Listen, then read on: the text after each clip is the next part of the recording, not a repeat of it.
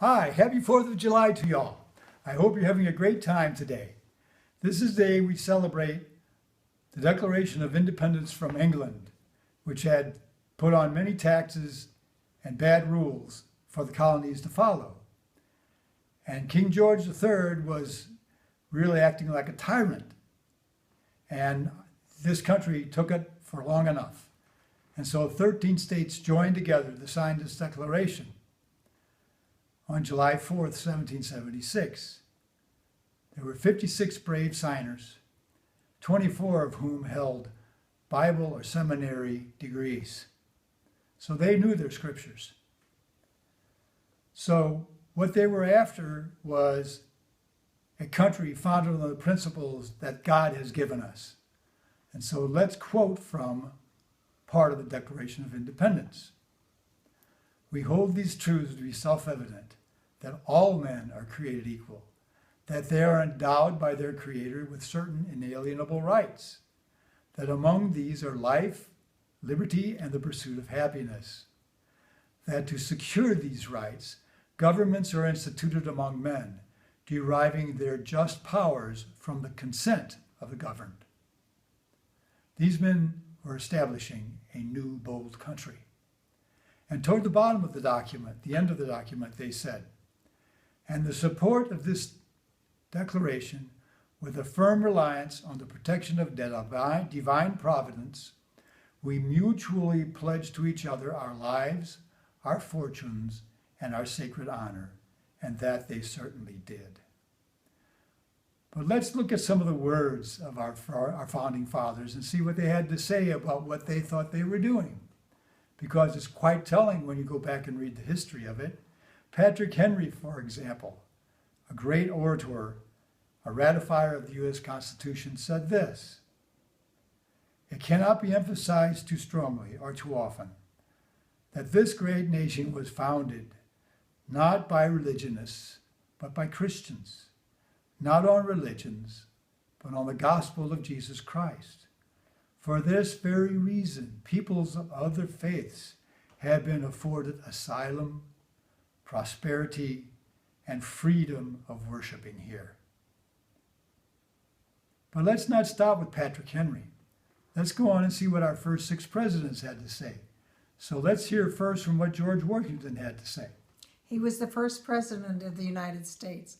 Quote, "While we jealously perform the duties of good citizens and soldiers, we certainly ought not to be inattentive to the higher duties of religion. To the distinguished character of patriot, it should be our highest glory to add the more distinguished character of Christian." Unquote. Obviously, George Washington was a Christian. Now let's hear what John Adams, the second president of the United States, had to say. The general principles on which the fathers achieved independence were the only principles in which the beautiful assembly of young men could unite.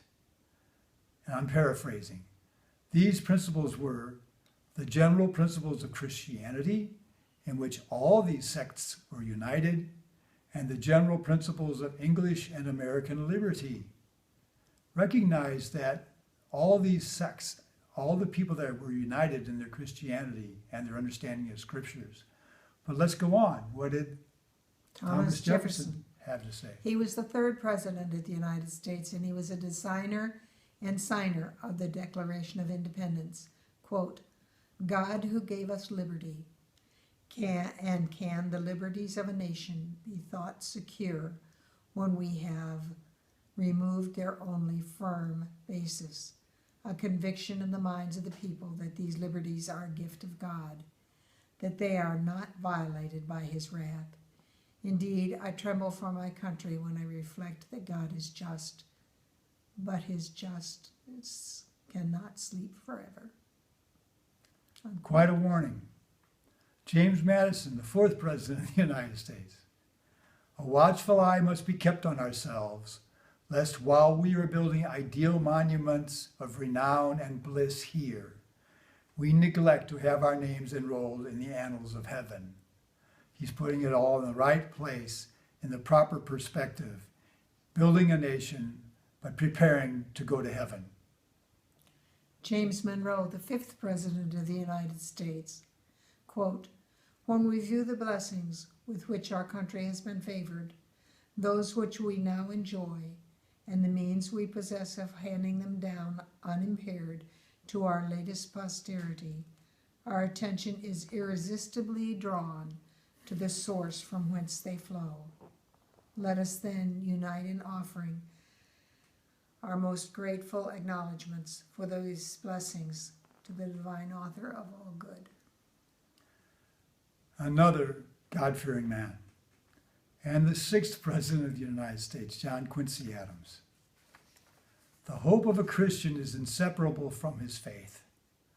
Whoever believes in the divine inspiration of the Holy Scriptures must hope that the religion of Jesus shall prevail throughout the earth. Wow, what a challenge. John Quincy Adams certainly was a Christian. So don't believe these lies that people are saying that our founding fathers were atheists. They were far from it. They were God-fearing, many of whom were Christians. So today, when you're out partying, and that's what we should do on the 4th of July, because it's a time of celebration, thank God for the freedoms you enjoy today, and heed the warnings of Thomas Jefferson that we do not bring down the wrath of God upon us because we have forgotten the gift of all of our gifts, the giver of all of our gifts. God bless you and have a happy and safe 4th of July. That might have been good enough.